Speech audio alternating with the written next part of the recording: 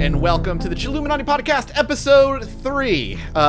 This is going to be a doozy of an episode, one where that you need to leave sanity at the door and move into, I guess, I don't know, you know, put your insane pants on, put your conspiracy tinfoil hats on, like, just get ready to laugh. I feel like you're not taking this seriously, Mathis. Oh, I'm so sorry. Listen, dude, you be me, and you research Hollow Moon for 2 weeks and read the shit I had to read and listen to the YouTube videos I had to listen to. Are you saying you don't believe this? I am saying that anyone who does clearly has way too much time on their hand and was laid off from their job like 3 years ago. They're just willing to disregard a lot of real information that's out there. It is. I think it's interesting that go back to episode 1. Alex and Mathis had so much hope and joy. They were just like, I want to experience all these cool theories, and now they're like, yes, crazy people. Yo, you're gonna find as we go through this though that there are the ones that you're like gonna leave you questioning. Yes. I've yet to see it. I'm telling you, man. I'm ready for it, Listen, but I've yet to see it. I am a UFO nutbag, and I love aliens and abduction scenarios and all that stuff. But even for me, there is a line. And that line comes from, like, Hollow Moon theory because of how much science there is behind the moon and how easy it is to look at these things. Yeah, but can you trust science? Can you trust scientists? Everybody? Scientific theories are just things that haven't been disproven yet, man. Can you trust the academic consensus of everyone on the globe? That's the thing. I think the crux of the matter is that the more you look into this, the more this and many other theories and things like that, the more you look into it, it's like, do you trust science? And if there's like a little doubt in you about science and math and like the combination of the two equaling like, no, the moon definitely isn't hollow, then you can not believe any of that stuff. Well, and you can be like, well, this is just the government and people trying to lie to us. And here's the thing.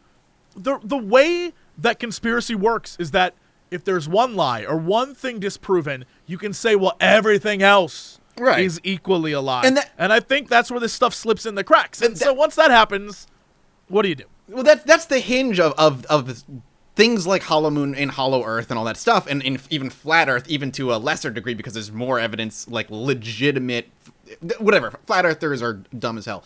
Anyway, Hollow Moon theory, they find that hinge where it's like, well, science doesn't have 100% answer, so all of these theories get crammed into that one little crack where it says science is doing what science does, and they have a theory, but because there's no 100% evidence on it, clearly they're trying to hide the truth from us, and the moon is 90 different things. The one thing I learned in 2 weeks of researching Hollow Moon theory is, 1, the moon is everything but a moon.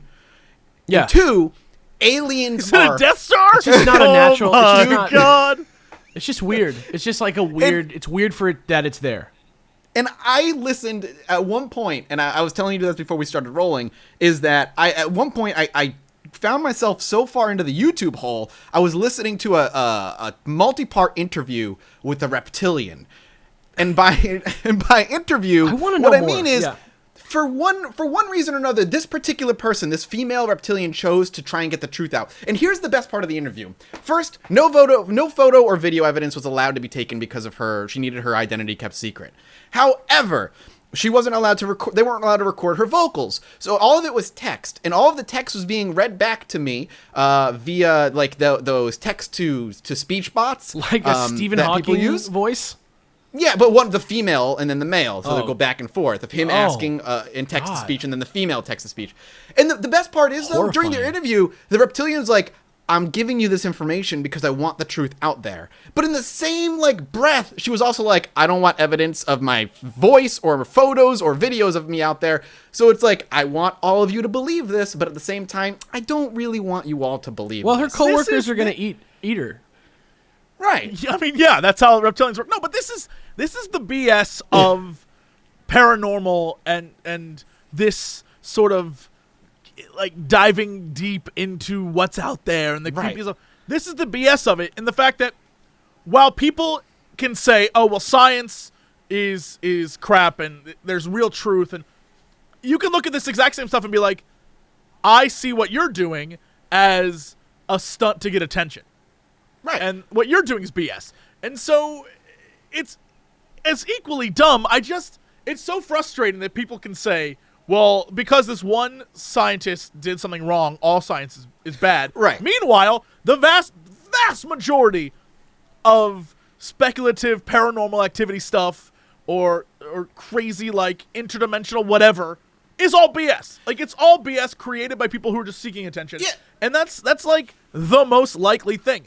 Certainly, there could be a 0.0001% that are real.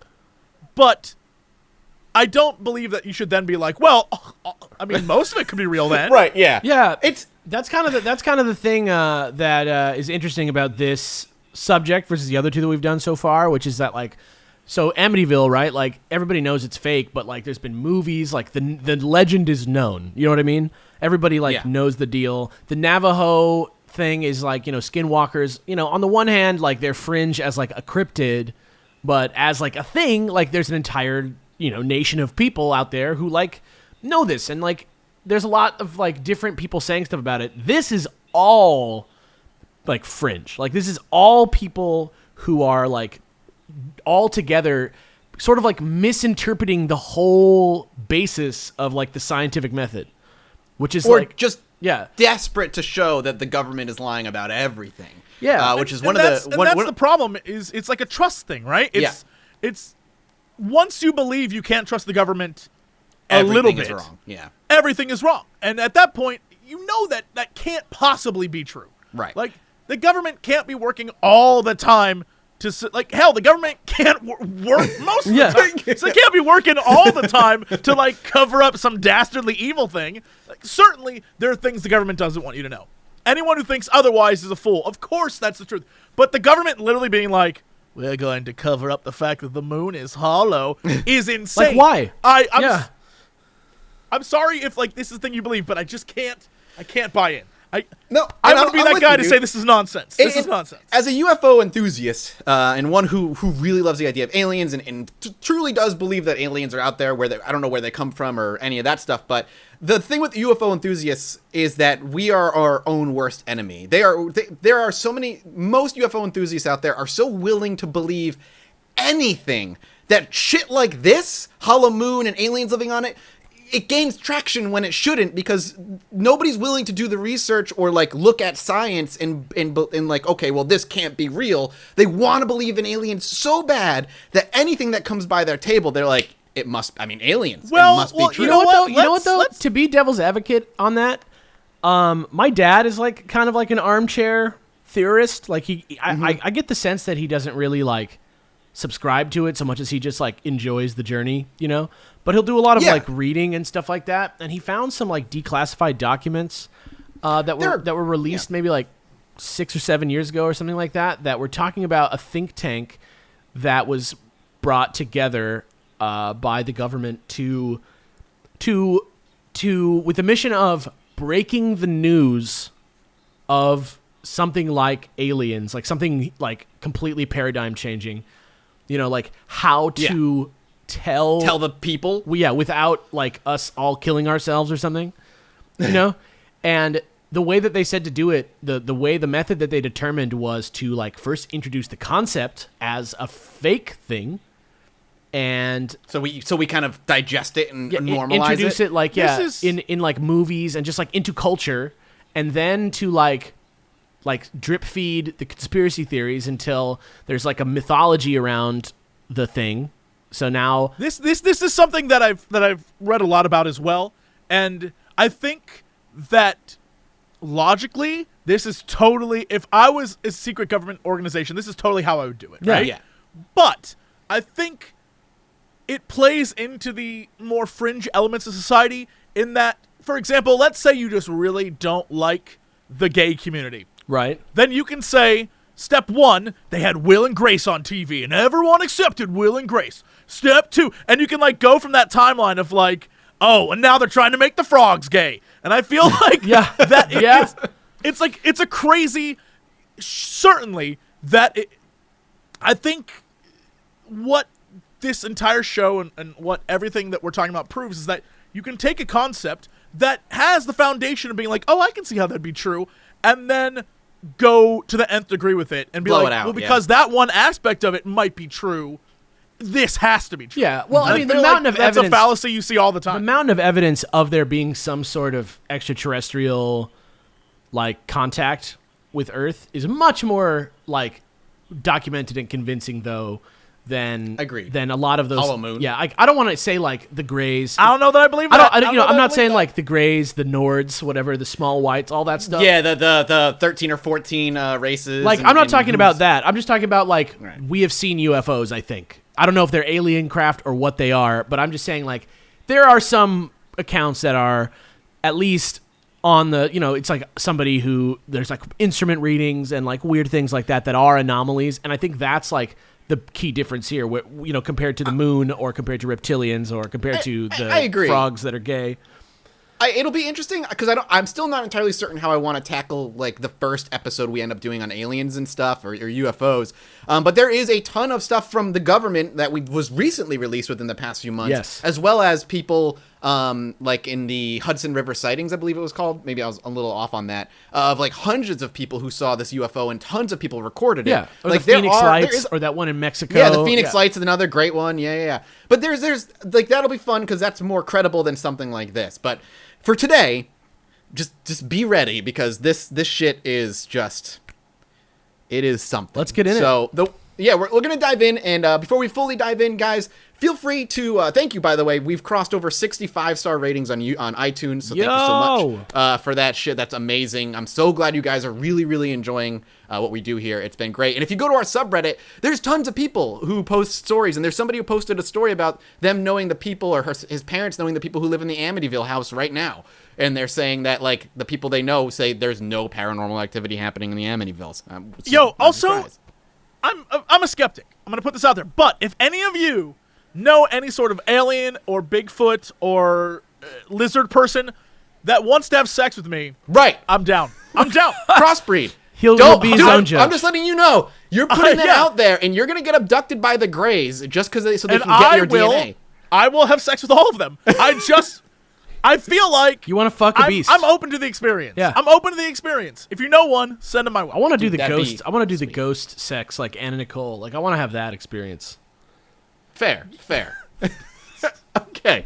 Let's Sure, dive yeah, in. yeah. Let's dive into Hollow Moon. So how we're gonna go about this is That polite I wanna, segue. yeah, just like let's get away from that. Let's get in. So the way we're gonna do this episode is we're gonna talk first. We're going to first talk about the facts and what scientists believe the moon comes from, and our theories of where the moon comes from, and then we're going to dive into the quote-unquote facts of what the moon actually is. So, diving into the moon itself, it's very important to know that we do not actually, including scientists, know where or how the moon came into being. The moon is very much an anomaly as far as Earth is concerned. It's much bigger. Okay. Let's really quickly again I feel like this is something you mentioned last time, and I feel like this relates to everything that we'll probably talk about on this. My personal theory, and I think this is another great example, is that much like dragons or things of ages past, everything that we're talking about to me just seems like modern interpretations of what things are that we know nothing about. And so the idea that no one truly knows what's going on with the moon Here there be monsters. opens it up to all the possibility that it's many different things. And so it allows people to create stories and get really crazy with what it could be. And I'm not saying that doing that is wrong. I'm just saying don't make that like real science, right? Right. Don't do that. It's cool to entertain the idea for fun, but it's not something, if you're a future science teacher, to start teaching in science class. Sure. Yes, don't do that. Because you'll be fired very quickly. So things to know about the moon. One, like I said, scientists don't actually know where the moon came from. It is very much a mystery. This is about 4 predominant theories that we're going to cover shortly. But things to know is the moon is much bigger than what we as a planet should have. Most moons on other larger planets, like Phobos, for instance, is way smaller for the planet that it has compared to Earth, where our moon is gigantic. It's It's like not almost as planet small size. as it should be. Yeah. Yeah, it's a. But don't other planets have many moons? Many A tiny lot of moons. planets have many tiny moons, so that's little smaller moons. Like, think compared about to what our Jupiter moon is. in versus Earth, and then like how big like those moons are compared to the moon. It's pretty similarly sized, which is weird. But Yeah. can it then be assumed that we got one instead of many for a number of reasons? But Well, like, yeah. There are theories, but there's not a consensus, is what I'm saying. Is what he's Yeah, saying. there's no consensus as far as science is concerned as to where the moon has come from. The moon is also like perfectly placed distantly from our Earth to facilitate life. Like there's theories out there, scientific theories from scientists that say life wouldn't have happened on Earth without our moon. If there was no moon, there just might not have been. Our Earth would be spinning on an controls axis the that would not. tides, controls a Yeah. lot of things. And before we jump into it, because I know it's going to happen, Yeah. instead of being like, well, then aliens placed the moon there and it's Right. all part of a... Could it not just be simple math that there are billions and billions of planets and we're just a lucky planet? That is, and I literally was going to be the next thing I was going to say is, while it's highly improbable for it to happen, the universe is more or less infinitely large to the point where, mathematically, as Jesse said, law of large numbers, it's bound to happen. Just because and we were it's just almost one of the lucky ones. Right. Just because we were one of the lucky ones, the fact that it happened, it doesn't mean it was impossible. Yeah. It's just bound to possibly happen eventually. And if it didn't happen to us, it might have happened to a different planet that would have different life. And then they would be speculating about how crazy it is and miraculous it is that they got a moon and now they're life-wise. I think that's the big key, and I think that would be the huge societal change, is that ignoring all of what we're about to talk about for a moment, the idea that if one day we did meet aliens, it would change society so drastically, because the idea of, are we alone, what is our purpose, what is our role, that kind of stuff would be sort of dampened the idea that like we are now part of something much, much bigger, and we don't have to search for something here, we can search for it out there. I truly believe that if there is an alien species or someone that can get to us, the idea of welcoming us into like sort of a galactic Federation. god damn it, yeah, a galactic federation, then I feel like that would be something incredible and it would change agree. society. But it's one of those things that because we have no knowledge of any of that, everything sort of relates around our little purview of life and our planet, and we don't really think about stuff out there, and so we're always like, why are we so special? What about us is so important?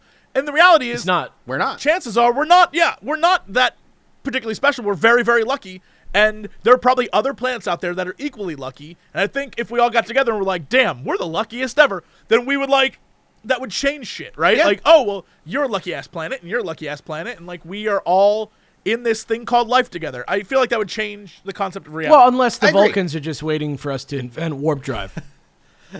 Right. Well, if there is a hyper intelligent species out there that can get to us, there's a chance of looking at us like animals because we're still way low on the totem pole as far as technology is concerned. But let's go back to the moon. Now, before we get to these theories, there's also something important. In order for a theory to be considered by the scientists and scientific minds of our time, it must first adhere to a few facts.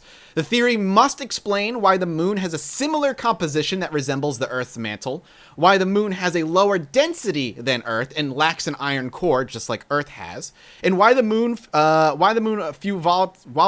has few volatile substances like water, meaning it quote unquote baked for longer than the Earth did, not allowing it to have those substances on its planetoid or moon. And it has to explain the abundance of oxygen isotopes on both the moon and Earth. If the theory can fit that criteria, it is generally then pursued further and put up as a possible theory as to where the moon came from. So you probably heard some of these theories. The first one is fission theory. This theory says that the moon was once part of Earth and somehow separated from Earth, usually from like the Earth spinning really, really fast, that it got thrown off of the planet. This theory was thought possible since the moon's composition resembles that of Earth's mantle, and a rapidly spinning Earth could have cast the moon off from its outer layers. There's also a giant, I think the Pacific Basin is where popular theory says the moon came from. like That flew area off is the where the moon Pacific Basin? flew off. Yeah, basically Well, that's like a giant hole in our planet. yeah, and I think this is considered to be the most common theory. There's another right. one that's really similar to this that's the one that I subscribe to as well. Yeah. The one that I think scientists, for now, is the most popular is the giant impact theory. I'm pretty sure that's where scientists kind of sit now. Then there's the capture theory. This is the theory that the moon was formed elsewhere from another planet or an asteroid or something, and was later captured by the gravitational field of Earth as it flew by for one reason or another. The moon's different chemical composition could be explained if it formed elsewhere in the solar system. However, capture into the moon's present orbit is very improbable because the Earth's gravity is considered too weak to have captured something flying by it at any high speed. Something would have had to have slowed it down by just the right amount at just the right time for Earth to actually have captured it. And there are theories out there that it was flying by and then the moon got hit by like an asteroid or something that actually did slow it down to the point where it was able to be caught by the Earth's gravitational field. But it's very, again, like a lot of these, it's improbable but not impossible. Doesn't really explain the atmosphere or the composition, though. Correct. Yeah. There's really no... But all the main theories going forward, even the first one, there is still cracks in the logic of like, well, if that's the case, how come there's this happening with it specifically? Like for the first one, the fission theory, though, if it got spun off Earth, it should have fossilized evidence on the moon and on Earth that the moon was from Earth, but there isn't any of that. Right. So, you know, it's a little iffy, but not impossible. And I think a lot of people, I don't know if this is one of the theories that you have, but a lot of people also talk about the fact that the asteroid belt surrounding Mars, Earth, Mercury, and Venus, and the Sun, that huge asteroid belt that separates us from the rest of the solar system, people always think that that was probably maybe an early planet. And that could have something, like, who knows? Who knows what Like that it could have exploded created. and like a piece of the moon flew over. Yes, maybe during early formation, it just wasn't stable enough. That's the capture theory again, though, kind of, Yeah, it kind of comes in the same area as the capture theory, Then there's the condensation theory. This theory says that the moon and Earth condensed individually from the nebula that eventually formed the solar system, with the moon formed in orbit already around the Earth. However, if the moon formed in the vicinity of the Earth, it should have nearly the same composition. Specifically, it should also possess a significant iron core, but it does not. So, you know, there's those cracks of like, well, if it should have these properties, but it doesn't. But again, it's not impossible because we will never really know what was going on during that time. How do we know that there's not a molten iron core to the moon? What is the... Because of the scientists did some... We're going to get to that with some of these weirder theories. Scientists did some seismographic readings of the moon and the moonquakes, and the way it reacts to certain things doesn't make sense if it had an iron core. Cool. Man, I just realized, and this... Oh, boy. I was just thinking about this, well, clearly when people were on the moon running tests, I just realized if you don't believe that we were ever on the moon, then you don't. Then of course you're not going to. Yes, and that comes right into play with half of these theories. Is people don't believe we've actually been on the moon and it was all a hoax. Oh, we'll get to it. We got to watch Room 237 next time we're all together. Well, PAX East is coming up, fam. Let's do it. Oh. All right, and then the last theory, the one that is generally kind of the dominating theory, at least right now, is the giant impact theory. This makes sense to me. This theory, yeah, me too. This theory proposes that a planetesimal, or small planet, the size of Mars, struck Earth just after the formation of the solar system. And I feel like this could be the asteroid field, right? If something this could also be. If there was, Yeah, exactly. This happened just after the formation of the solar system, ejecting large volumes of heat material from the outer layers of both objects. A disk of orbiting material was then formed, and this matter eventually stuck together to form the moon in orbit around the Earth. This theory can explain why the moon is made mostly of rock and how the rock was excessively heated. Boom. Furthermore, we see evidence in many places in the solar system that such collisions were common late in the formative stage of the actual solar system. Which makes sense now that I think about it. Like, if you ever stir a cup of powdered hot chocolate or something where it like congeals the top for a bit, it you can like actually watch that happen. Yeah. Yep, this theory is the most dominant right now amongst scientists. However, the question remains why both the Earth and the moon don't have materials that would be found from wherever the moon originally came from. But again, every theory is going to have cracks because we'll never fully understand where the moon came from. But that theory also is the one kind of I ascribe to, just because when the Earth was formed, as far as we know, and scientists say that the Earth was spinning not on a tilted axis like we have now, and it was spinning very, very, very fast. About once every 2 hours was a full rotation spin around. So the fact that something came and collided with the Earth, knocked it off of its straight axis and tilted it and slowed the Earth down makes the most sense. Also, I think what's crazy to me is that people forget how genuinely old the Earth is. Yeah. And again, I think this goes back to the idea of us being so self-centered on humanity and like, where do we come from and what, like, Yeah. if you ever look at that timeline, we're always that little tiny fraction at the end of the Earth's timeline. And I feel like even the question here of about the elements or materials found from other, maybe we just take for my brain just died. We just assume that some isotope or something, it has always been on Earth, but how do we know it isn't from somewhere else? Right. Because the Earth has been here for so long. How do we know? That's actually like a lot of the thoughts I have, and I'm curious if scientists, because I wasn't able to find all the scientific papers and get through like every freaking scientific explanation there is, but I am curious if that's something they've proposed in the past, like, hey, it's on Earth because this freaking thing smashed into Earth while it formed and gave us this particular. Well, it has to do with element or concentration. I think there's a lot more oxygen on the moon on Earth than there is on the moon, and so that's why people think the way they think about it. I think.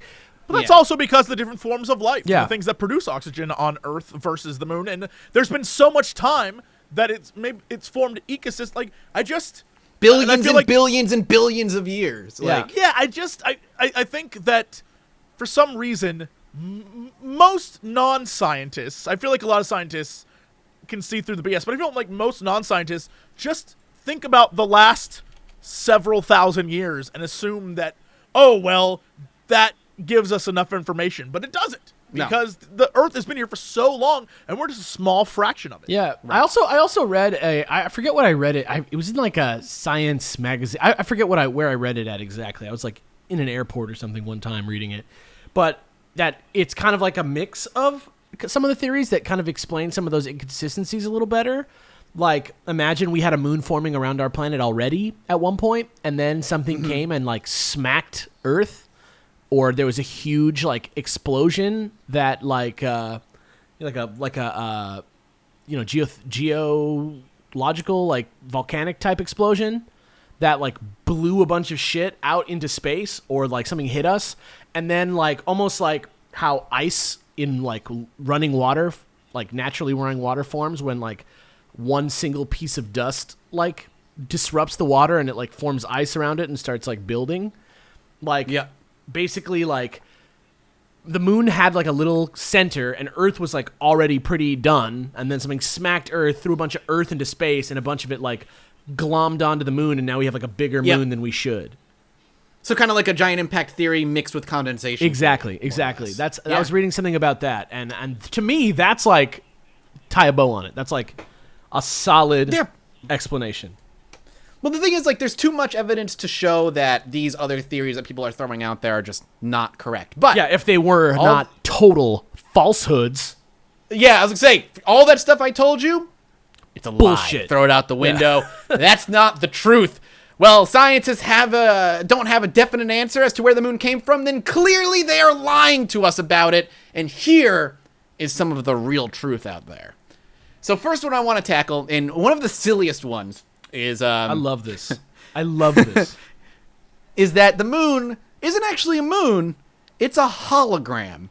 There is no moon up there. We don't have a moon. Not only has humanity not actually been to the moon, but the moon is a hologram being projected into the sky by a secret government alliance to disguise and hide secret hidden military space bases that oversee the Earth's actions and countries.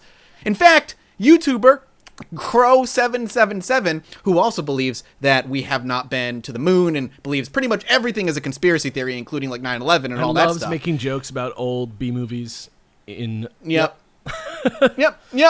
He's been filming. This is the greatest thing in the world. He has videos. Go watch them. He has been filming the moon for over a year and recorded what he calls, quote unquote, lunar waves, which show the moon ripple as though it is just a digital projection being projected into the sky.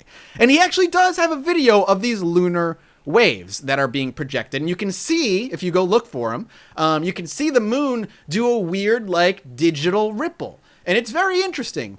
Do you buy it?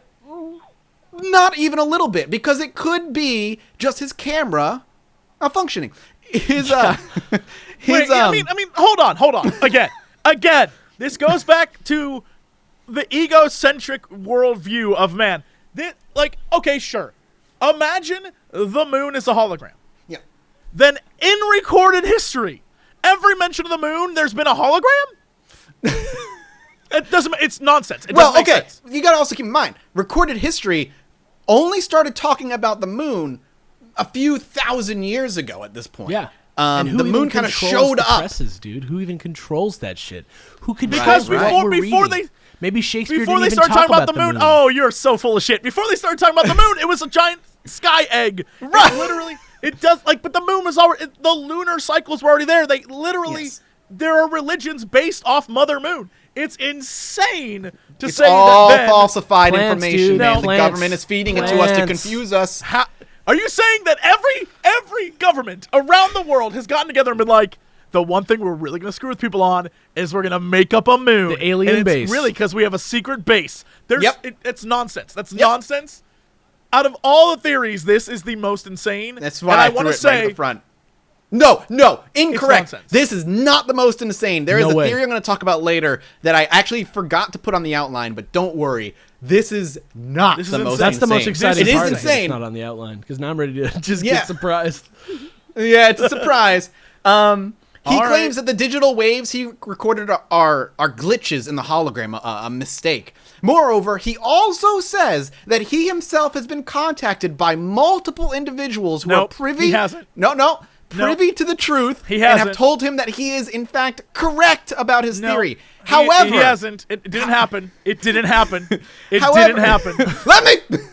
However, there are records and such predating any sort of holographic technology saying that the moon is there. These folks have, however, claimed that these records are falsified and that they are not real. true. This is the real fake news. This shit is not real. I wouldn't call This it is news. better. I don't know that. His setup, it's amazing. His setup to record the moon, because he records it every night, is a digital camera, more or less duct taped to a telescope. It is amazing. Like he's looking through the telescope with the camera. No, he's looking at the camera that's looking through Oh, he the uses the telescope. telescope to to record got the it. moon. It's amazing. It's an incredible setup. I love how he says he's been contacted by people who are privy to the truth and not just people who are trolling the shit out of him because they saw his videos. Oh yeah, I'm about to be contacted by a lot of people who tell me I'm wrong. Yeah, of course. But I'm not going to make a vlog like, guys, I was mistaken. What's Yeah, under Someone the what's under the contacted me and let me hologram? know. Nothing. According to this theory. But there's another hologram theory that is we're going to talk about here, is that the moon actually does exist, but there's a hologram being projected over the actual moon, and this hologram is hiding anything from Russian space bases to other government secrets to straight up alien structures on the moon itself that the government knows about and wishes to keep hidden so people do not panic on Earth. I feel like people don't understand how holograms work.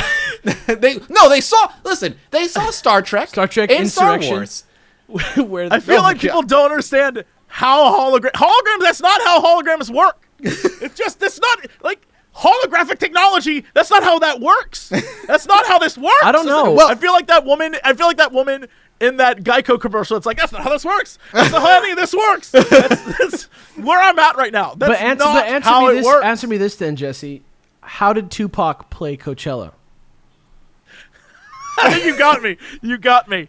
To be fair, and I'm not saying you're crazy, but to be fair, technology that government has is typically 5 to 10 years before the consumers have it. Like there's like records of touchscreen technology existing well before iPhone was ever in even like a murmur in the public. So like there is technology that the government probably has, whether it's holographic technology or not. That's is not out- really is- paradigm shifting the way that like being able to create fake solid structures is. right. Yeah. No. I'm just throwing that out there. But hologram theory is just, it's the easiest one to laugh at because it's the easiest one to like say you can't prove I'm wrong. Cleopatra invented holograms. Cleopatra. She did Yeah. it. She invented holograms thousands of years ago. That's my new. No, That's but my like, new thing. I'm down to talk about, speaking of Egypt, I'm down to talk about like Egyptian light bulbs. Those things are awesome looking and possibly real. That I almost believe it. Cleopatra hologram theory. Yes, that's it. Cleopatra was a hologram. She was a reptilian, but her hologram projection over her was It human. masked her. Yeah. Masked her scaly skin and forked tongue. Egypt Yeah. is also entangled in crazy UFO theories. I'm sure you all know. But that stuff's cool. Like it's even though I wild. don't believe most of it, I think it's fascinating and super. And you know cool. what? Before Yeah, I before agree. anybody like comes at us and like shits on us for like ridiculing people who believe these things, like come at me with some like evidence. I'm open to Right. anything. You know what I mean? And the fucking lunar wave video is not evidence. That's evidence of your camera being duct taped to a telescope and like having a minor glitch. in Hold it or something up next to the moon that's in the foreground that doesn't ripple. Right. You know what I mean? Then I'll Yeah. start to listen a little bit more. It's good stuff, but that's the easiest one to be like, that's hilarious, but that's incorrect. Then we start getting into stuff that certain scientists proposed maybe in the 60s and 70s, and that is that the moon is actually a spaceship of some sort. If the moon hadn't been precisely where it is, it's possible that no life on Earth would have ever existed. Perhaps the moon was placed there on purpose. By God. In 1970, Michael Vossen and Alexander Sherbakov of what was then the Soviet Academy of Sciences advanced a hypothesis that the moon is a spaceship created by unknown beings. The article was entitled, "Is the Moon the Creation of Alien Intelligence?" and it was published in Sputnik, which was the Soviet equivalent of Reader's Digest at the It time. was just called Sputnik? Yep, it was just called Sputnik. All right. Their hypothesis relies heavily on the suggestion that large lunar craters, generally assumed to be formed by meteor impact, are generally too shallow and have flat or even convex bottoms. They hypothesize that small meteors are making a cup-shaped depression in the rocky surface of the moon, while larger meteors are drilling through a rocky layer and hitting an armored hull underneath. Woof. The authors reference earlier speculation by astrophysicist Iosif Shklovsky. I just apologize for butchering any It's Russian like name. Yosef. Yosif Shklovsky. Yeah, the last name you get. That's you're on your Yeah. own. Yeah, thank you. Who suggested that the Martian moon Phobos was an artificial satellite and hollow, and perhaps even a precursor to what eventually would be the actual moon for Earth. This has since been shown to not be the case, of Yeah. course. Skeptical author Jason Colavito points out that all of their evidence is circumstantial, and that in the 1960s, the atheistic Soviet Union promoted the ancient astronaut concept in an attempt to undermine the West's faith in religion. Like a calculated one? Yeah, basically, like, this might have been a big thing that they were pushing to destabilize the Little West. collusion? In some Little collusion going on? a little collusion between the Wait, Russians. whoa. Russia trying to destabilize the West? I know. Even Guys, in the 60s come on. and 70s, like, let's That's not a go little crazy. conspiracy theory, though. I mean, come on, guys. Come on. A little crazy. A little insane. However... Wait, time out! Speaking of which, how come this shit can be real, but Russia colluding with the government cannot be real? Fake news. Yeah. Cannot be. Fake news. I literally can't. Sometimes I just want to just punch the air. I just want to punch the air with rage. You can do it. Listen, That's how man, you do it. We can pick and choose our conspiracy theories. If you believe in one, you got to believe in them all. That's fact. I'm just saying, man. Fake news. Government... Why would they meddle in our government when they could be meddling with aliens instead? That's how I feel. I would meddle with the fuck just out of saying. aliens. So, to further this hypothesis, however, because obviously people still believe that this is true, between 1972 and 1977, seismometers, I guess is what you call them, installed on the moon by the Apollo missions recorded moonquakes, and the moon was described as ringing like a bell during some of those moonquakes, specifically the shallow ones. This phrase was brought to popular attention in March of 1970 in an article in Popular Science. When Apollo 12 deliberately crashed the ascent stage of its lunar module onto the moon's surface, it was claimed that the moon rang like a bell for over an hour, leading to arguments the that it must be hollow like a bell. Aren't there audio? No, I aren't think there that's- audio recordings of Apollo 12? There must be out there. I was too busy listening to Reptilian I want to interviews, hear this fucking so- moon ring. Right. I would love to, like, that stuff's fascinating. I'd love to know what it sounded like, and then I'd love to know what the theories are. I think that's interesting. Like, that alone would be a great episode, right? Yeah, I agree. Digging into that would be fascinating because while most of this I think is BS, this is a thing that happened, and so we can listen to it and try and figure out what it means. It's like the Taos. Because It's like the it's Taos real. hum or something. Right. You know. Yeah. Exactly. Like it did, like it ringing like a bell did happen. Like that is something that does happen when it gets smacked, and that's where a lot of this whole like the moon is a spaceship. That's fucking or weird. Some sort That's of thing. weird as hell.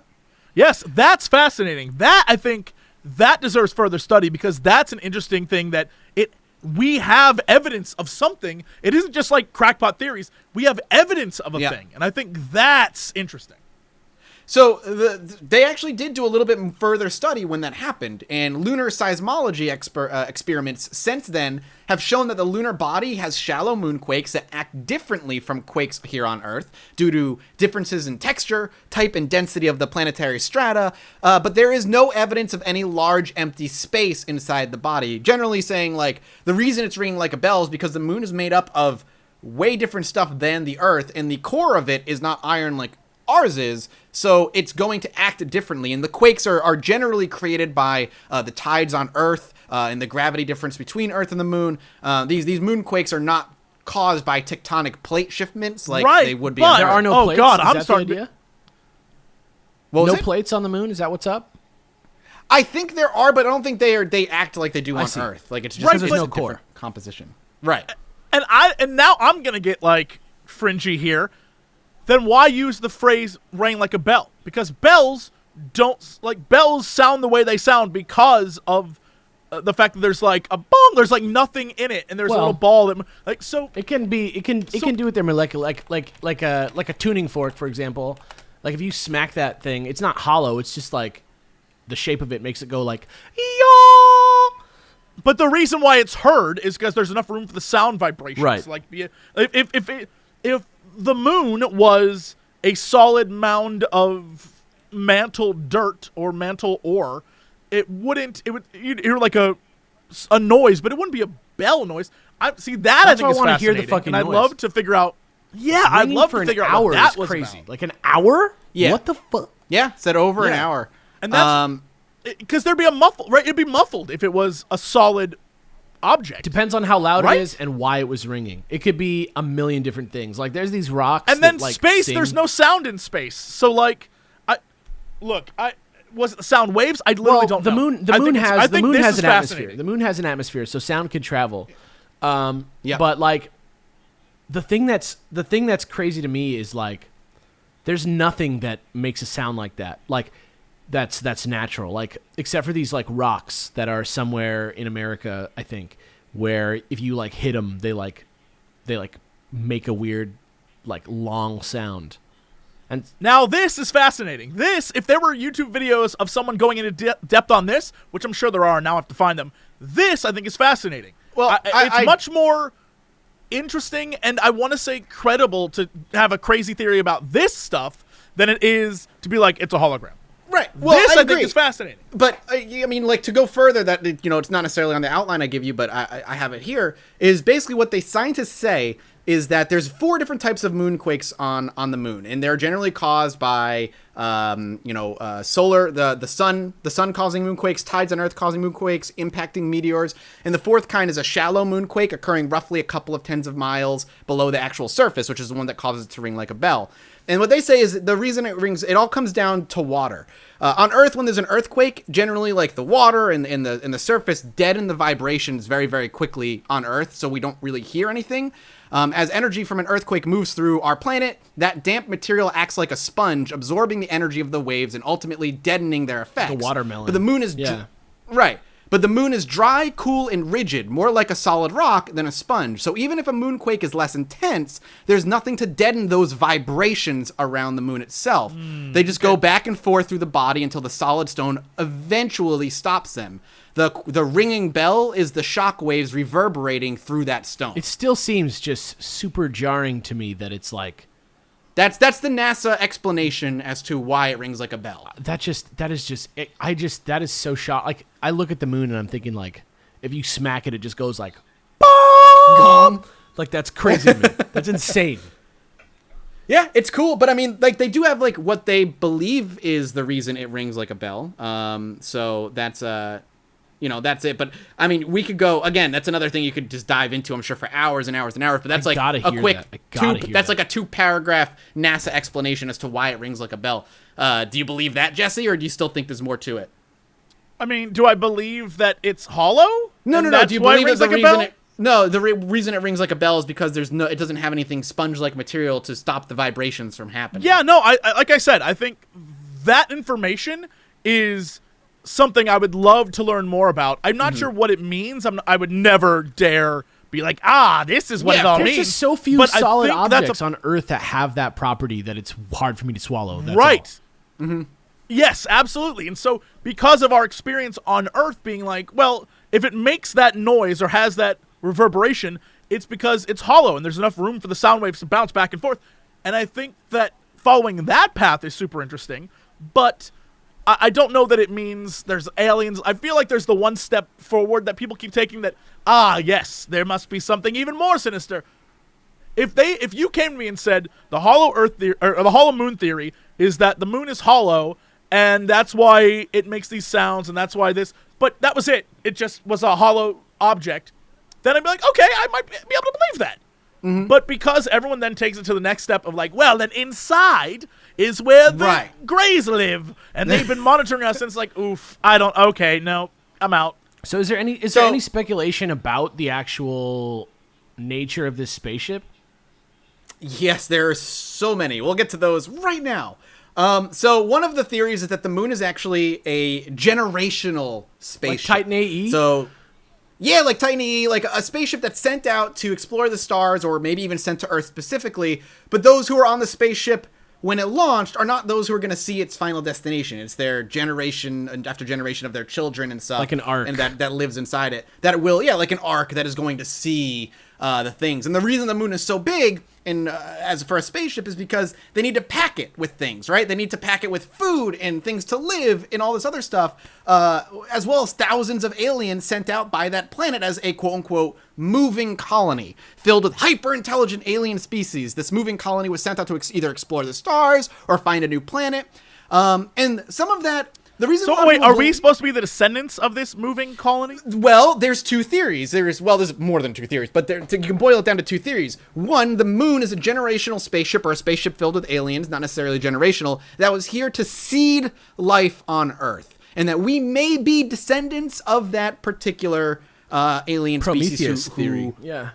Yeah, like that kind of thing. Or that's neat. I don't believe it, but that's neat. I think cool. There's also theories, though, that, like, aliens came by and scooped up monkeys and then ran away for a few years and then came back with what would eventually be cavemen. And, like, they hyper-advanced evolution for us by, like, a good chunk and then put cavemen back on Earth. And very, like, that reminds me of Spore in a lot of ways. It really is, Yeah. And I think because we have everyone keeps looking for the missing link, right? Yeah, the quote-unquote missing link, yeah. Yeah, and because there is no such thing, I think... up until the point we discover something, anything's game. I think it's neat being like, and then aliens came along, and you know what? We're gonna mess with this planet. That's a fascinating story, but I think everything's a story and everything's a theory now because there's no evidence of what the transition was. It just sort of happened, and I guess we could say over millions of years these apes became men, but no one knows the process of how that happened. It's just such a big thing to speculate about without any sort of like justification. Evidence. Yeah. Oh well, it's clearly but I think it adds to the many theories out there. Sure.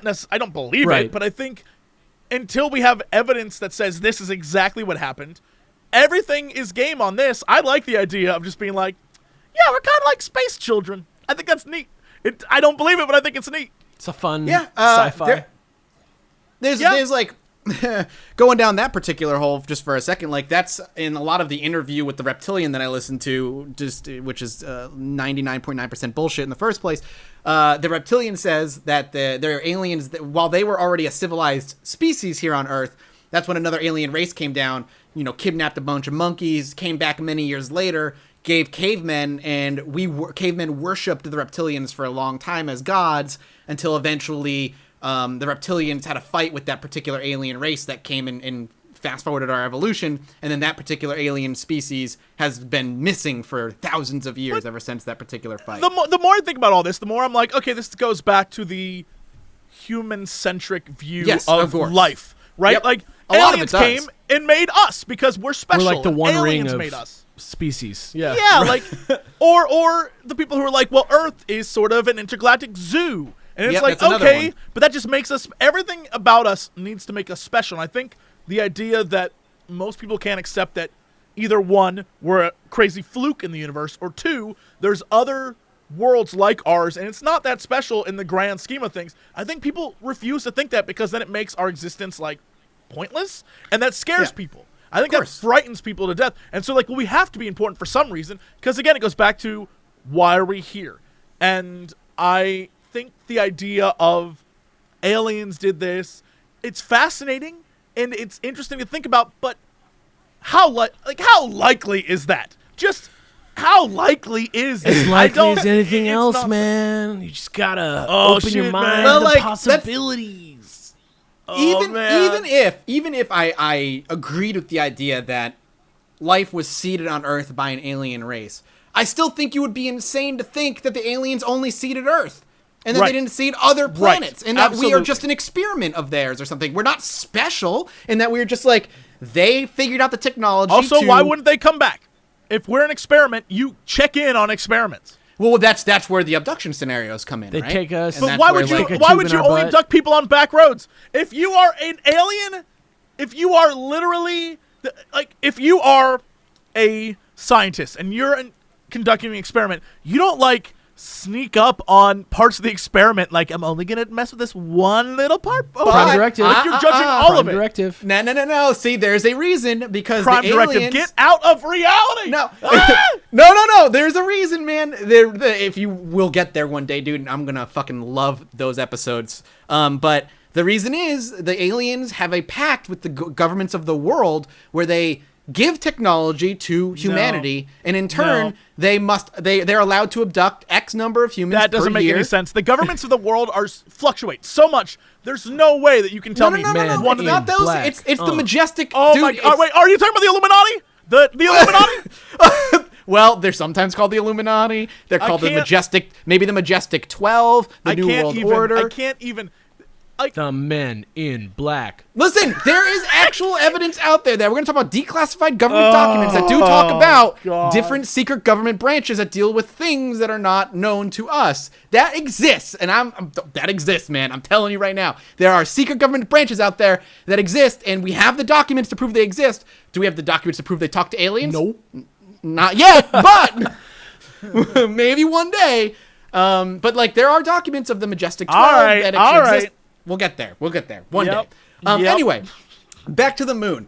The moon could also just be an observatory set up by aliens to watch us and kind of watch how we act. The with Disneyland, things. like that's like the where the guests show up at the wild animal park. Yeah. There's also the idea that on the moon itself, there are actually alien structures on the far side of the moon that can't be seen. That's maybe where greys and reptilians. Can we actually look at the far side of the moon? No. I have no. The Earth, the moon doesn't. So- the moon doesn't turn. Yeah, it doesn't rotate. Yeah, so you Right. you can't really see it. But We don't know have what's on no the other side. We couldn't put a satellite. there's no I'm light. Like you confused of can't why- see it. Like there's no light. Like there are scans of it that have been made, but the accuracy that we can do it without like putting something there and like mapping it or like shining a big ass light on it, it's like pretty tough. We can maybe do like a topographical thing from like a distance, but it's just a totally different zone of the moon. All right. So that's where that comes from. And to add credence to the idea that there might be aliens on the moon's surface, not necessarily in the moon, but on the moon's surface, is actually Neil Armstrong. He came out after retiring saying that he believed, and this is all on record, you can go listen to him say it and all kinds of stuff. He believes that while he was on the moon, they were being tracked by moving lights and believes in alien contact, just like Buzz Aldrin There are does. so many Neil- fucking astronauts that are like, yeah, they're aliens. It's crazy. Yeah, Neil Armstrong, Buzz Aldrin, and Edgar Mitchell all say that they believe that they were being tracked, that there was aliens just around the corner. Neil Armstrong was afraid to bring it up because he was afraid he'd be like yelled at or told he's insane, but has said that they believed the whole time they were being there, they were being watched and tracked and came out without after he retired. Two things. I'm just going to put this out there. One, the least likely of the two. One, I feel like if you think at, I don't know, Star Trek First Contact, for example, where it's like, once you do something major, a major step, then maybe an alien species would be like, oh, this is interesting. That's one. I don't necessarily believe that. Two, the one I'm more likely to believe, and I feel like this is something all humans can relate to. If you're ever alone, if you're ever in the dark, if you're ever in a space that you think it's unnatural and you were worried, you start to think things are happening around you because you're getting all worked up. And I feel like if you're on the moon in a spacesuit and that's all that is, you would literally be so stressed that you might see the things, most or isolated you might misinterpret people things. ever. I just to feed into that second point, like I spent many late nights this week reading about aliens and watching videos about aliens, and the amount of times I swear I saw something out my window at like 3 a.m. just to turn and see nothing there were countless. And the amount of alien abduction dreams I had this week are higher than I've ever had. But yeah, you're right. Like I was alone in the dark watching and reading about aliens, and I like would swear to God I'd see something out my window, but there was literally But nothing counterpoint to there. that though, like Houston to spaceship communications of people being like, the identified craft is outside of our window. We're tracking it on our radar, XYZ, yada, yada, yada. Like, what the fuck is that, though? Well, those exist, yes. Those exist as well. What was your first point, Jesse? Because it was something I wanted to say. No, it was the exact opposite. It was the whole thing of like, okay. Well, if we hit a milestone and there are aliens out there, of course they're going to show up and be like, oh, they're walking on the moon now. You actually saying that actually reminded me that there is, like, if you look at alien abduction scenarios, while they do exist before the 50s and the 40s, they're a lot more rare. They start to pick up shortly after we learn how to split the atom.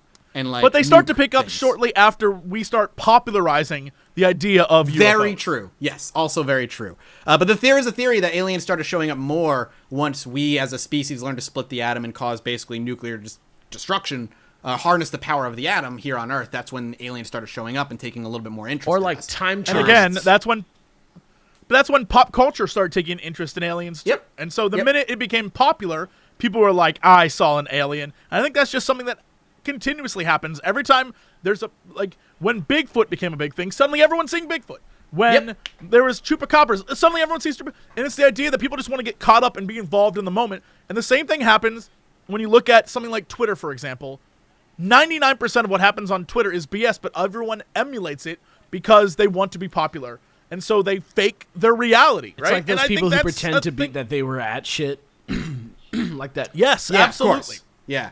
There's a ton of people going into UFO like research. There's a ton of UFO scientists or researchers or whatever you want to call them that say were scientists or where they were in the military, and then when you like look into their background, they just lie about all of it. So and that muddies up the waters quite a bit for people like me who are like interested in this stuff. It's a hard thing to seriously research. Yeah, it takes a lot. And maybe one day, if this is ever like a really popular podcast, we can bring on like a researcher that can help us take care of that stuff. I don't know. We got 65 stars now, so we're basically. Oh shit, we're at 65. No, you said we're at 60. A little over 60. A little over 60. 65 star reviews. Yeah, I mean, we're getting there. Big time now. For 2 episodes, though? 2 episodes? I'm proud of that. Serial, here we come. 2 dope queens, we're coming for you. Get ready. And the last astronaut was Edgar Mitchell from Apollo 14. He walked on the moon. Has come out and said he believes there are actually alien structures on the far side of the moon. He is quoted as saying, there are lights, they're watching us, they're right around the corner, and they are here. The moon is being used by aliens to observe us and all that stuff that we've already talked about. And the thing with crazy UFO people, like, not necessarily like me, but other people who are into the field, they fucking adore. And if you read any article, they adore pointing to these people and being like, well, they're as astronauts and they're credible, so it must be true. And that's kind of like a lot of the base of people's beliefs here, which I can agree and understand. Absolutely. Oh, no. Like, if I was going to point to anyone and be like, they know what they're talking about, I would point to astronauts and be like, they're hyper intelligent. They've done things that we've never done. Yeah. of course I'd point to them. But at the same time, this goes back to the they're still human and they still Yes. can make mistakes. And so post-career, like, testimony has a lot less weight to me than like primary sources, though. absolutely, There's a bunch of ex-CIA people who have come out and been like, "Oh yeah, we're hiding aliens from you people." Like that's actually happened too. But again, they're post. But how do we know? And like this goes to we can't. human being. How do we know that they left their CIA job and years have passed and they're like, man, I need to pay the bills. And they see people who are desperate for this, like, please tell us anything. And then you can be like, oh yeah, no, I'd love to get money from idiots. And then you literally just go to them and make up lies. And people do that. It's crazy to me that people assume, like, I truly believe in trusting people and being very trusting of others. But even I have to admit that at the core of most people, lying comes easily. And so, especially if it involves money. And so I feel 100%. like... And a man desperate for money will do a lot. Absolutely. Absolutely. That's why people are killed in bank robberies and stuff. And like 7-Eleven, because they're like, look, I need this money and I can't have you get me arrested, so I'm going to shoot you. And it's cold, but that's how it works. Mm-hmm. I don't know, man. I mean, I'm not saying to, again, and to counterpoint that and devil's advocate, don't throw everything out the window just because you think they're all desperate for money. Because I don't think Neil Armstrong and Buzz Aldrin were like looking for cash in their late. Oh, absolutely. Absolutely. And I think it just makes it exponentially harder to get a real documentation of it. Yeah. And I think this goes back to the whole idea of the show and the whole idea of paranormal anything, the studies of it, is that if there's 0.001% truth in it, then that changes reality. Yeah. Right? It's more of a study of and ourselves. So that's why right? people are so that's why people are so involved and people want to they want to know. No, because if it is true, if even a fraction of it is true, then it's life-changing. But the problem is that because people are so invested in finding that small fraction, it allows people, hucksters and scammers, to come in and be like, yeah, I totally saw that. Give me your money. I wrote a book. And that's wrong. There's but so many of those people out there. There's so many of those people who just want to cash in. And why it makes researching the alien stuff very, very, very difficult. And it makes it easier to laugh at people who have discovered something because then we can be like, that's nothing. And I think, exactly. It goes back to the beginning of the show when Alex was like, don't think we're making fun of people. It's just that there's legitimate ways to investigate things.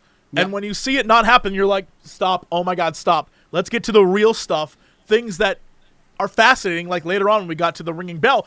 That's interesting stuff. Yeah. A hologram moon is BS, but a ringing bell moon? How do they know? The thing that's stopping me from believing this shit isn't my, like, higher sense of morality. It's not like I'm just like, no, hippies are crazy. That can't be right. Like, it's just like, give me something convincing that I can read about and look into and is documented, and I will go there. I'm open to being convinced of fucking anything.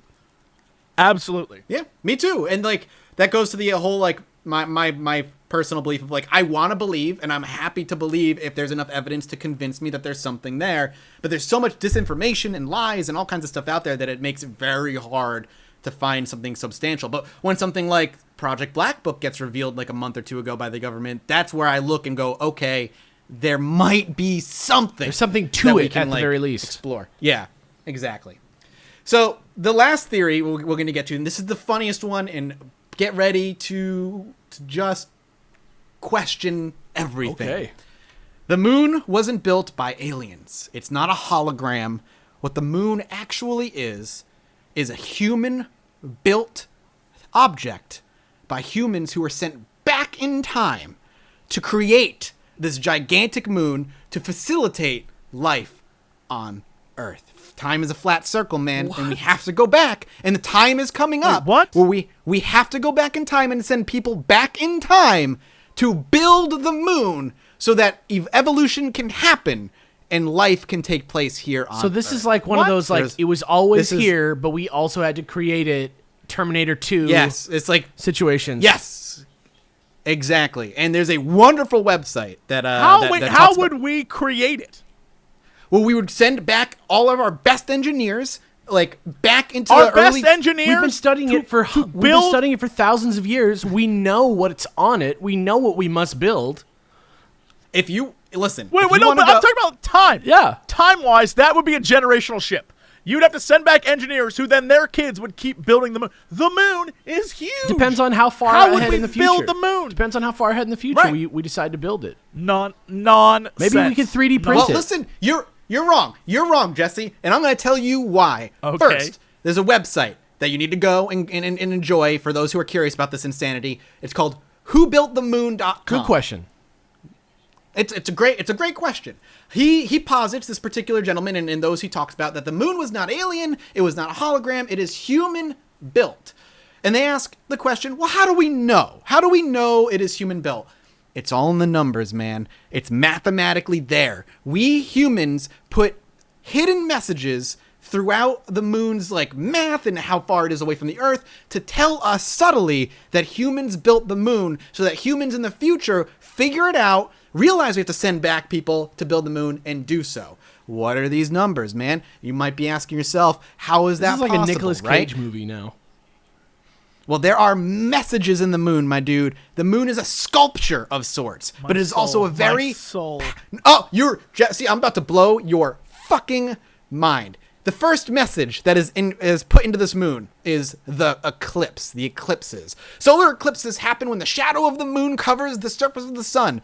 Total solar eclipses are very impressive, and for one important reason. When seen from the Earth, the disk of the moon is exactly the same size of that of the sun. This isn't the case, but it is a line of sight effect. In reality, the sun is obviously much more massive than the moon, but is very much further away. Solar eclipses are a near miracle, and they don't happen anywhere else in the solar system. The only reason they can occur is because of two factors. The moon is 1/400th part of the size of the sun, and the moon is capable of standing at a position 1/400th part of the distance between the Earth and the sun. How unlikely is that? If any message incorporated into the moon was specifically designed to say, look at me more closely, it is the solar eclipses. It is mathematically near impossible that it would happen and be so perfectly sized and perfectly distanced between the Earth and the sun that humans did it. And it is our message. Is that accurate math?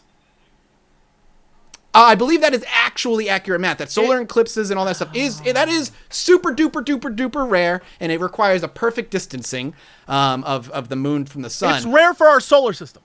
Right. But it's not we rare don't for know our anything galaxy. out It's there. not We don't rare know. for our universe. It's not. It could be. This goes back to the beginning of this nonsense of don't you see how important we are?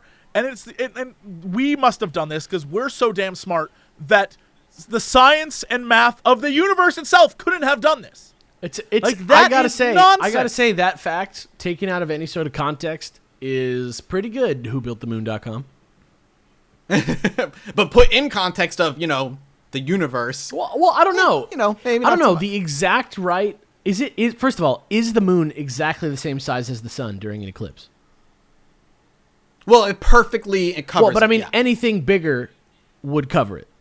But that's Right, but it's like a perfect silhouette. It's a perfectly covers the moon, not any bigger or any smaller. It is exactly where it needs to be. I would say But- that's significant. That's Right, significant, but I go back to what we said at the beginning. Just because it happens to us doesn't mean that it can't happen I'm just saying, elsewhere. I don't know it what. may be I'm just saying, I improbable. don't know what principle of physics would govern that phenomena. Is all I'm saying. That's pretty also there. I mean, this is the nonsense of yes, an eclipse can totally cover the sun, but only in certain areas at certain times. There are partial eclipses. They're total eclipses aren't a thing that happens Everywhere on everywhere Earth. all the time, and then eclipses only happen so often. So Right. to say that we mathematically, if that was the case, Mathematically, where he lives, yeah, it's nonsense. Well, we're probably not looking at all of the messages yet, right? So maybe there's more. But there is a second message. Plus, to say that, don't you understand, it's because it perfectly covers the sun. That's not true. There are partial eclipses, annular eclipses, and then total eclipses. And total eclipses, they only happen in a very specific line of the thing. It's nonsense. Right. I hate bullshit math. I hate it. And it is bullshit math because, like you said, total eclipses don't happen everywhere on Earth. But if there's It's a just temple, it's not possible. a temple to the moon, that is the proper reading point. Maybe there's a point on Earth if we follow the ley lines Are you saying we're gonna Indiana Jones this thing and stick a staff in the ground? That's what I was shoot picturing in my exactly. mind. Yeah, let's do it. If that happens, I'm. That was If actually there the is, theme if there's from a the Mummy staff, from the 90s, not Indiana Jones. I'm aware. Oh, God. All right. Well, here's the second message for you boys. The second message we send ourselves with the moon is something called the scissoring of Ooh. the moon. Yo, I'm into this. Ooh, hell Call yeah, me girl. aliens. Hell yeah, girl. Is it not peculiar, the fact that when viewed from Earth, the moon and the sun perform an elegant and most unlikely dance? At times when the sun rises at dawn as far north as it can, the moon sets as far south as it is possible. Similarly, when the sun rises at its extreme southern position, the moon sets at its most northern. The same is true of sunset and moonrise. Hardly anyone even realizes that this takes place, let alone understands just how incredible it is. There is no mathematical rule or law of physics that says this should happen. It is simply a consequence of the moon's orbit positioning, and yet as a random chance event, it seems virtually miraculous. Well, time out. What? This Can you repeat? Like this sum that up for me. This seems What? a lot more directly a result of just like where the Earth is. Like, That is correct.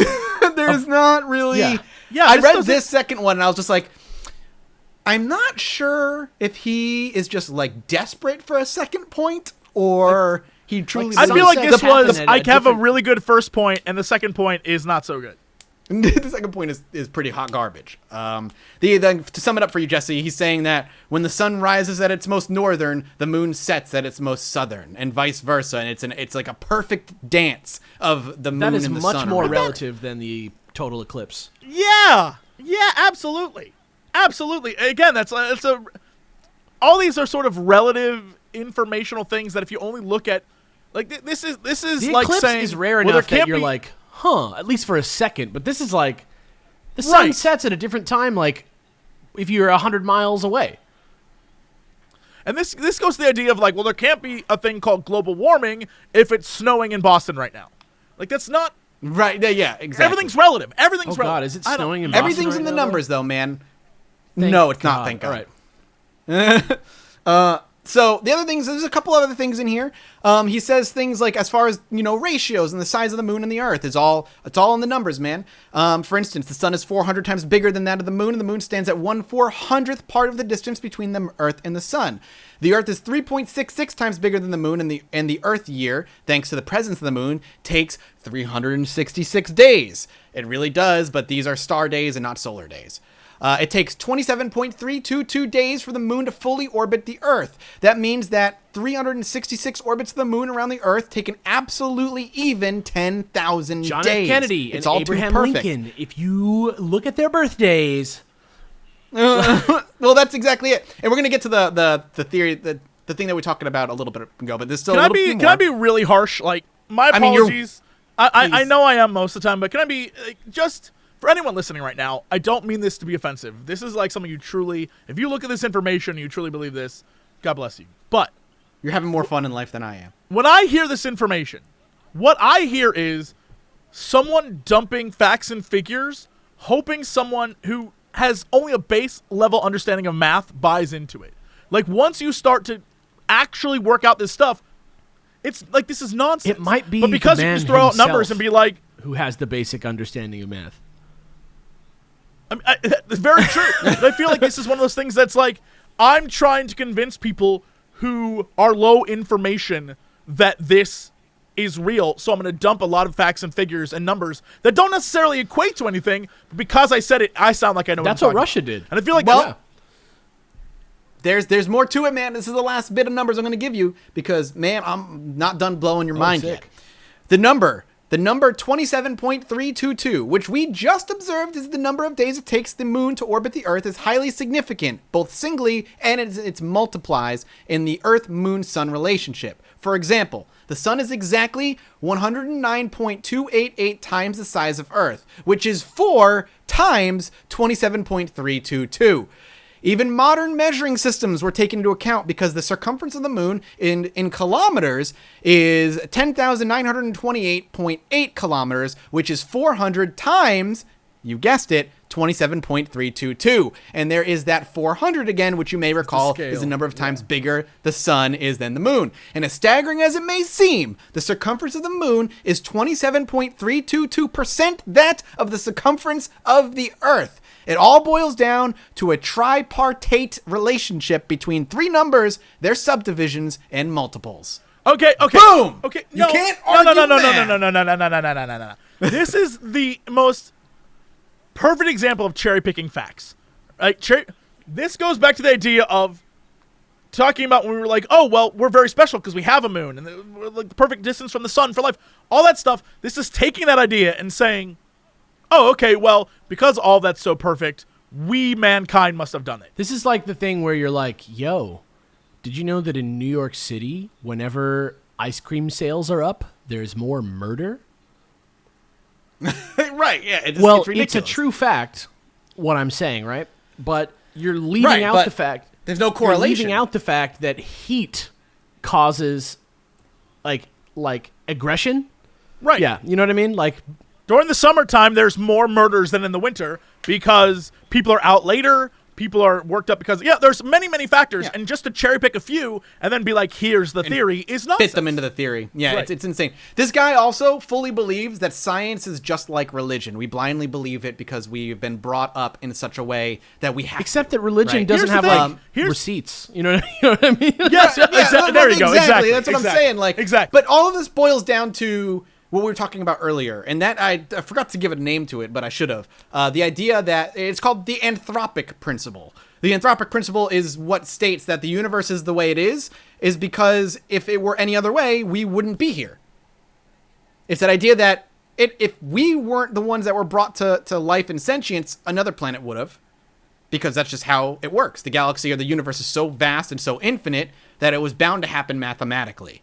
That's the anthropic principle. Well, that's just how it is. I'm more inclined to listen to someone tell me that the universe, the reason why mathematically all this checks out is because there was there's a grand design like that. I'm more willing to listen to that than being like, well, humanity clearly went back and did all this work, and we're the ones who did. It kind of just sounds like somebody being like, the cup is on the table because I put it there.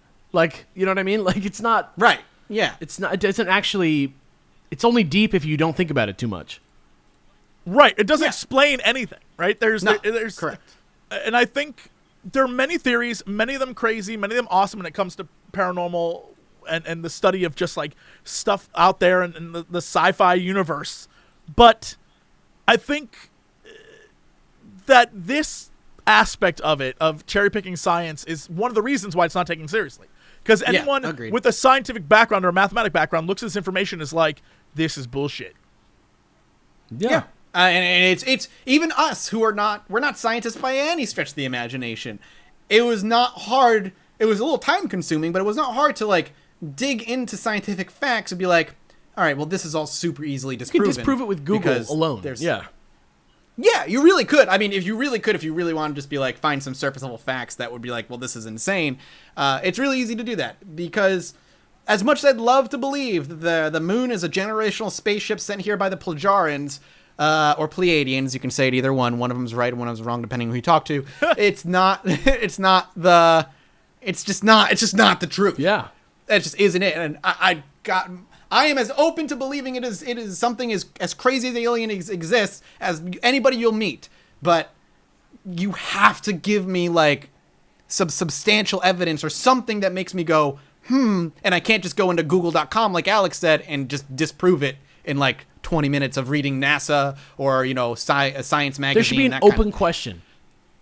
You know what I mean? There should be like a sort of like scattering of thoughts that are all based on established facts. And I think that's the difference between science and the theory crafting of the paranormal. And I was literally about to say this. Yes, science is always open. The reason why you can assault science and be like, well, they don't even know, is because scientists are never willing to say, we have all the answers. So we know why this occurred. They'll say, here's our theory. We have the evidence to back up this theory. But we'll be honest with you, we don't exactly know. Yeah, and the truth is not a hidden secret at all. Yes. Yeah, and the problem is that most people saying, well, we know about aliens or we know about the Hologram, they're like, we have the answers. And that's the difference. They're not open to anything else. Right. They can have such fundamental, like, we know everything. They can jump in on science and be like, see, they're not even telling you everything, but we know. And I feel like that's if you tell a the scientist biggest they're issue wrong here. because fact, they're going to be like, oh shit, I am.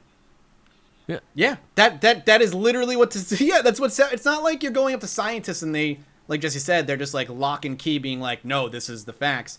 They want to be proven wrong because scientists want to know the truth. They are thirsty for knowledge. Now there have been many cases in history when scientists have been like, no, we're going to poo-poo this and we disagree.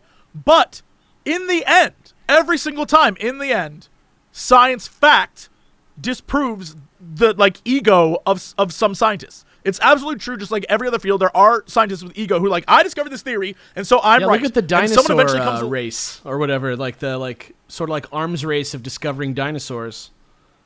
Yeah. Mm-hmm. People eventually will be taken down by fact. They can BS and be like, well, as a scientist, I believe this. But even in the science community, and at the end of the day, science fact wins out. It's just the way it is. Yep. And how it should be. Even in this crazy world that I love of UFOs and space, I will always err on the side of science than crazy conspiracy theories. I mean, it's just how, and it's how it should be. Like reading this website, and this website, he has books and all kinds of things. You just can't help but look and be like, man, this guy is just desperate for his theories to just be right, and just overlooks anything that proves his theories are shaky at best and completely wrong at worst. Yeah, it's not hashtag fake news. It's hashtag like not a scientist. Right. It's crazy. But I mean, that's the general. I mean, we've been going for a while here, and that's kind of the general overview of the moon and all of its hollow or holographic or future human built theories. And there's a bunch of other theories out there. Obviously, we can't cover them all. We'd be here for 3 hours. But that's kind of the hot topics. I would call them Hollow moon. Of the moon itself. And my favorite one is that humans time travel to build the moon to facilitate life on Earth, because that's just like how a it Doctor goes, Who episode because of the numbers. Well, there is a Doctor Who episode about the moon, and it is an that's egg. true. That's right. And it hatches. I think it's like a space dragon. And there's also or something crazy, reptilians and then in Doctor Who now. Oh yeah, that Doctor Who. Yeah, Doctor Who's a great show, but a great fantasy there you go. show. Yeah, exactly. It's not. You do not watch Doctor Who and take notes for your scientific conspiracy theories. That is not what you're supposed to do with Doctor Who. I know it says doctor, but he's not an actual doctor. He's not real. But the question is now, Jesse, have I blown your mind? I mean, my mind is blown. I'll give you that. You nailed the bell that. fucked me up. The bell shit fucked me up. The bell. Yeah, the bell. That's the one interesting fact I think that comes out of all of this. The bell's interesting. I'm going to go immediately I wanna know after more. this and listen And to the this shit. astronauts. And Neil Armstrong, Buzz Aldrin, and Edgar Mitchell. Those three saying that they believe are aliens is interesting to me. Astronauts talking about I think aliens that's cool. always creeps me out. But I think I believe that aliens exist. I just don't know what the form, their effect and role on Earth. On Earth, if any. Right. But I mean, I think if we can say mathematically that we're not important and like things happen in the universe, we have to also say mathematically that life can exist elsewhere in the universe. Of course. So The anthropic principle, my Boom. man. Yep. And that's something that you should always go back to. Yeah, we like wrote this. We really wrote like an academic essay in this episode. We did a good job. It was fun. It was super fun. I love this shit, man. I could spend the late nights of just creeping myself out. That's the zone, man. Just watching weird ass vids. You got to keep your mind open. Like how I just remember, like I was watching the second part of the reptilian interview, and I was just like, how did I get here? Like, what wrong choices did I make? I to want find that myself link, in by this the way. part of You gotta- YouTube. I'll get it to you. Yeah. It's great. It's really fun to listen to. But that's it. That's Hollow Moon and Holographic Moon and all kinds of things. That's episode 3 of the Chilluminati podcast. I can't believe it's only been 3 episodes. It's been super feels fun. good. We like, this is just a great, I just love this show. So thank you guys so much for listening. If you enjoyed it, the usual, man, throw us a great review on iTunes or wherever you end up listening. We have a subreddit that's been more and more active every day that passes with great stories from people, from our listeners. And discussions on what they want to see on the show. So go check that out. Obviously, you can follow all of us on Twitter, Jesse Cox on Twitter, Fossey on Twitter as well, and Mathis Games here, as well as you can check out the actual podcast is Chilluminati Pod on Twitter as well. We will be back in a couple of weeks with a bit of a special episode, one headed by Mr. Alex himself. Oh man, it's real dumb, you guys. It's crazy. Get ready. That's perfect. Crazy and dumb is what I'm I all live about for. the like super specific guys, weird stories. That's my zone. So we're gonna do that. Dude, I'm pumped. So thank you guys so much for listening, and we'll be back soon. We appreciate the support. See you later.